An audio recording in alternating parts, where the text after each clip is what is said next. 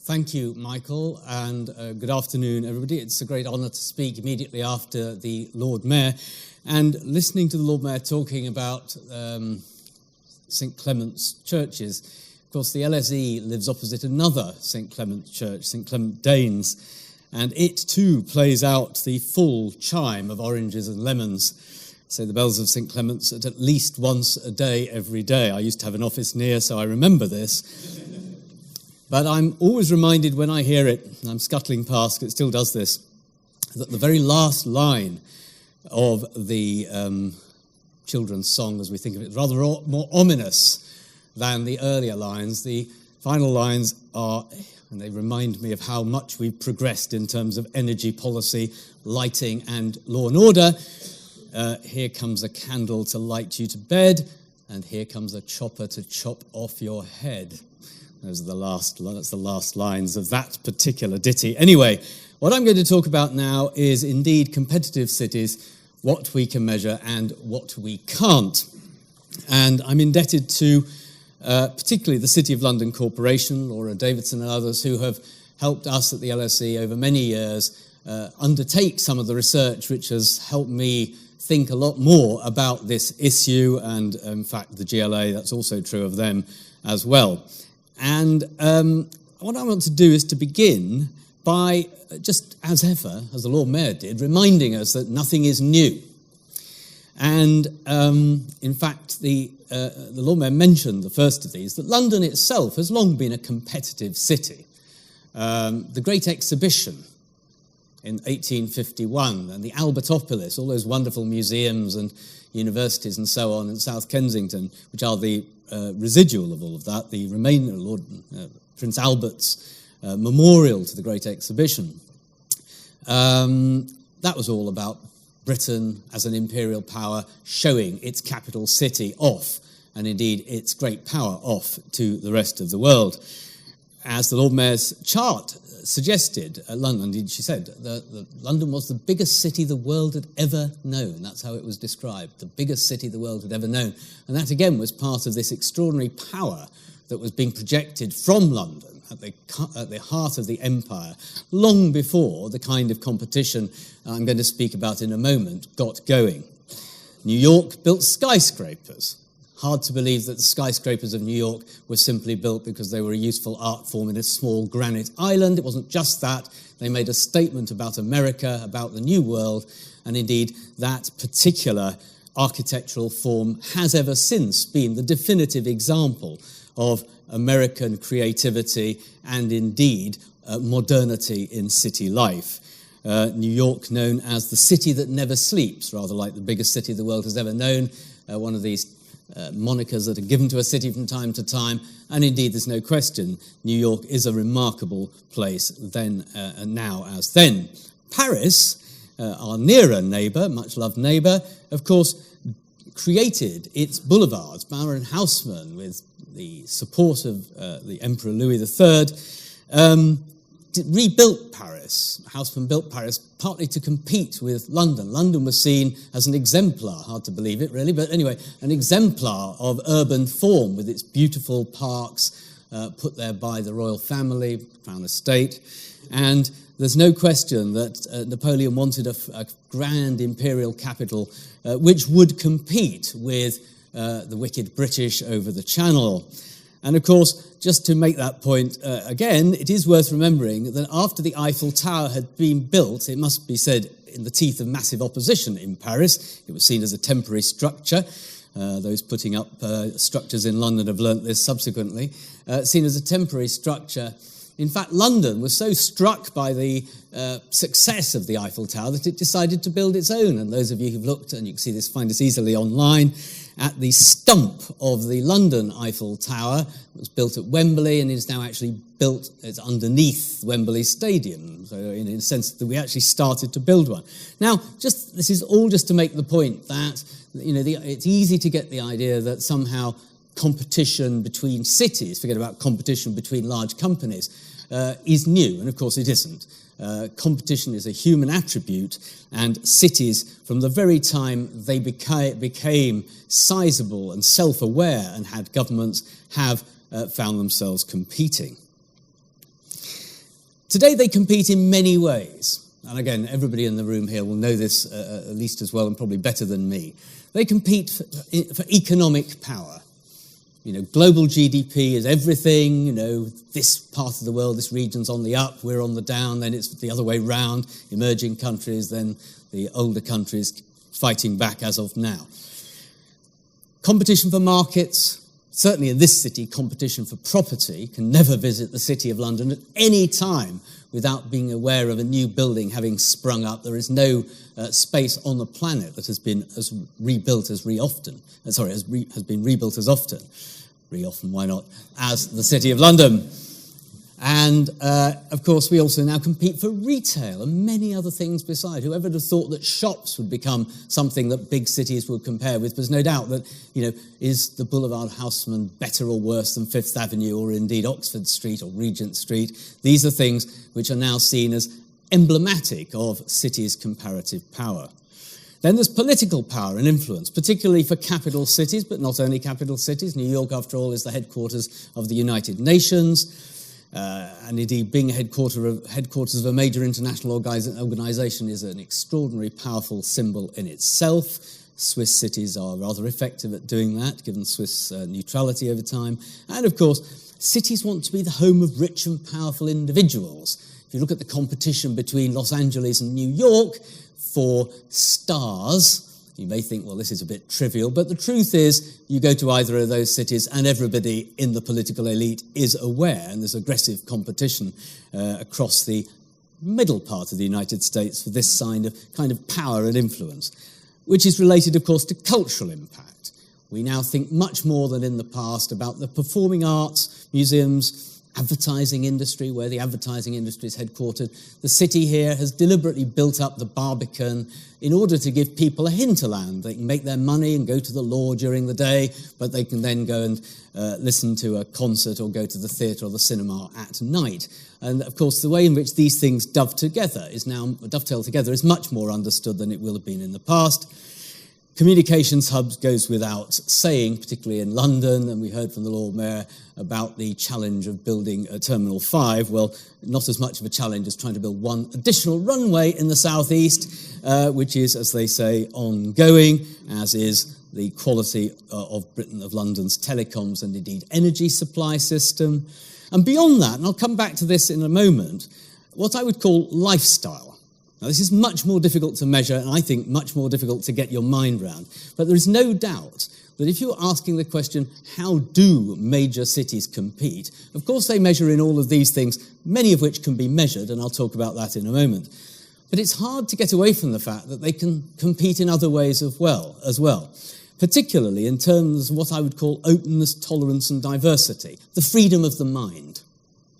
You look at the way in which the United States in particular has been able to foster the generation of new industries, particularly digital industries. It's hard to see that as not having, and the fact is that a lot of it's taken place in the slightly hippie West Coast, a place that wasn't famous for its sort of entrepreneurialism, but it was famous for its openness to free speech. And so I think the idea that lifestyle is not an important element is now, I think, it is understood that it is an important element in the competition. However, it is a very difficult thing to measure. Now, in preparing for this, I simply took 4 cities' most visible website presence. You can look up these for yourself. The Partnership for New York, which is actually an organisation akin to London First. It's a privately led, public-private kind of institution. The Greater Paris Investment Agency, Paris, even as we speak, is struggling to work out, can it become Greater Paris and overcome the barrier between the city of Paris and its suburbs in the way, of course, that London and indeed the 5 boroughs of New York easily do.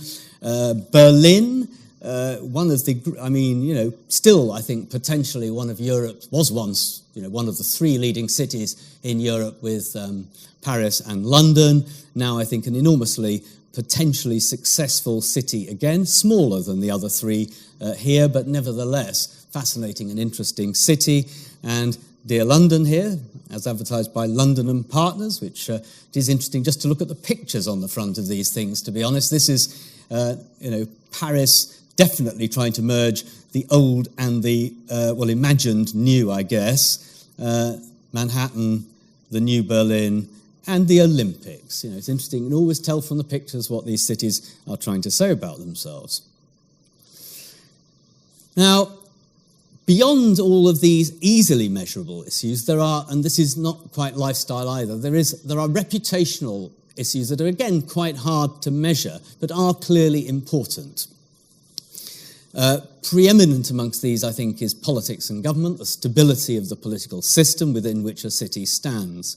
And I think the long-term predictability of moderate politics and clean government, which I would have to say, despite what opinion polls show we think of our national politicians, I think British members of Parliament and ministers and their shadows are, by international standards, entirely clean in these terms, is very important for the capacity of a city to compete. And closely related to that, of course, is the rule of law. Not just the consistency of government, that one government takes over without any disagreement from the other, but that they then retrospectively respect the previous government's laws, albeit they can change them in our system, but they respect them. And alongside that, the independence of the judiciary and the police. Now, these things sound as if we sort of, just take them for granted, but I don't think we can. And actually, the best test of this, I think, is that if certainly the top 2 or 3 of these reputational attributes have, in a way that nobody predicted, led to a flood of inward investment into London during the great downturn that followed the banking crisis. Now, anybody predicted this, that somehow London, and particularly London property, would be seen as a safe haven for particularly domestic, but also other kinds of property investment, indeed investment in general, through these difficult recent years. And I think that is a measure, albeit a hard-to-measure, of certainly the top 2 and arguably the top 3 of these reputational issues. Attractiveness to investors has been investigated by the City of London Corporation on a number of occasions. Issues such as tax competitiveness, the respect for property rights also involved in the rule of law, of course, and wider cultural attitudes to business. These are clearly very important things. Interestingly, Laura, I think, will confirm this, that the city's research on this has often shown that businesses are as concerned about the predictability of tax regimes as the level of tax. They want to know that if they invest in London, if they invest in the UK, that they're doing it without the risk of some weird and unexpected tax regime coming along. And I think that, so attractiveness to investors is very important, as of course is quality of life. And we're getting again nearer to some of these softer issues here, but issues such as crime, people want to be safe in the streets, education systems, the existence of good schools, colleges and universities, healthcare, decent environment, lack of pollution, parks and gardens, cultural institutions, of which London, Paris and New York have unimaginable numbers, and indeed the quality of architecture and urbanism. I think if you were looking for an attribute of major cities that has lurched up the agenda in the last 15 or 20 years, it is the fact that the quality of architecture and urbanism in the city matters, and there's a long-running debate, further fueled in the Evening Standard tonight, about whether or not London should have dozens and dozens more towers. London is a fascinating mixture of the super-modern city and the quaint villages of Kensington in 1860. And these things coincide, Canary Wharf, coexist, they coincide and coexist, but I think we are more interested in architecture and urbanism now than perhaps we were 20, 30 or 40 years ago. We've seen, as a result of a developing competition between major cities, it started off with second-order cities, not to be rude to them, competing for the Olympic Games. That's how it used to be done.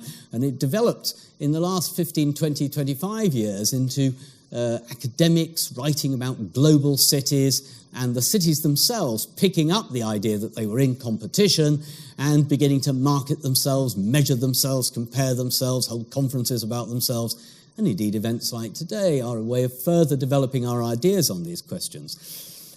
And What we can measure and what we can't, which is after all what we're all supposed to be thinking a bit about today, clearly we can measure the size and prospects of the economy and population, although, as the Lord Mayor says, where you draw the boundaries is very important. You know, Paris as a city of 2 million people is not the same as London, Greater London with 8.5 million, and they're both different from the 17-county New York, New Jersey region with 18 or 19 million people in it, more like the Greater Southeast. And yet you'll see different measures looking at these very different cities and occasionally wrongly comparing them. So there's a big question about how you make these comparisons. We're interested in the overall size of the economy. There's no doubt that the Greater Southeast economy is one of the biggest urban economies on the planet, probably only the Greater Tokyo-Yokohama economy, the 17-county New York, New Jersey region, and the Ile-de-France or anything like these economies in their absolute size. Though, of course, in per capita terms, there are a number of cities that are richer than London and indeed richer than New York. But again, you have to look at both. You have to look at the city and the city region. Measuring economic competitiveness through tax regimes is now regularly done by a number of agencies and by the World Economic Forum and others. The output of schools, colleges and public services, well, anybody who works in a school or university in Britain will know that we are as involved in league tables as any other organisations on the planet. Certainly our universities are. The quality of cultural assets and institutions. I noticed that the West End Theatre yesterday proudly announced it had welcomed 15 million people through the door last year into West End shows, significantly bigger than any other theatre sector in the city theatre sector in the world, probably now just a step even bigger than Broadway, with which it's always been very, very similar and comparable. Our museums, orchestras and theatres all now compare themselves with their international analogues in other major cities. There are efforts to measure the consistency, effectiveness, and particularly the honesty of government every year, Transparency Index, and most recently, Ipsos Mori, global public opinion company, have asked people in cities which cities they most like to live in or to do business in or to visit. And that is another step, and asking. In fact, New York won that with London second, interestingly. New York and London tend to come at the top of these things. Now, I have simply taken examples of three, there are more than three, global city indexes that you find. There's the Ipsos Cities Index I mentioned, showing New York 1, London 2, Paris 3. A.T. Kearney over there with their Global Cities Index. And our dear friends at YZen here with their excellent comparison year on year, which shows London number 1 and New York number 2 and Paris not on the list. At least not on this bit of it, which I chopped off, actually. Bless Paris, Hong Kong came third on this one. So, but, you know, if you roam the internet, there are plenty of these, and they are great fun, and many of the big surveyors do them as well every year, and they're great fun. Now, these are things that are easy to measure. I think you can, if we just go back to these, you can, you know, at some level, you have to look at all of them. Because a measure of quality of life, and the quality of life indices tend to show Vancouver, Vienna, and Geneva coming out number 1, 2, 3, whereas the, as it were, indices of exciting business-friendly cities tend to come with London, New York, Paris 1, 2, 3, and you can decide what kind of person you are. Do you want the sort of calm, settled, quiet life of the former three, or the racy fun that, by definition, almost everybody in this room, by being here today, suggests that they want? But actually, in fairness, I'm not knocking Vancouver. Vancouver's a wonderful place, Vienna's a wonderful place, and they offer many of the advantages of big cities, all the advantages, actually, of big cities, but at a slightly lower pace. And many people want that. But New York, London, Paris offer something a little bit. And I think what's really interesting for this, if you were sitting, you know, in Shanghai or Mumbai or Sao Paulo, looking at your city as it develops and will certainly become a competitor for this, if they haven't already, for these kind of cities, you know, you can take a view as to where exactly you're aiming, and these indices will help with that. Now, what's hard to measure? I said I'd come back to this, and I'm in my last 2 or 3 minutes, so I will speed up. There are, I believe, a number of intangible or hard-to-measure attributes, and these are noticeably what I call lifestyle attributes. Openness, the willingness to accept outsiders and new ideas, free thought, free speech, and a lack of, or a relative lack of, censorship. Tolerance. Live and let live attitudes, the sense that, and I've always been struck by the author, one great American academic, Kenneth Jackson, who is the author of the wonderful Encyclopedia of New York, who I heard speak a number of years ago, who made the point that, so obvious I never thought of it, that big cities are often seen as anonymous.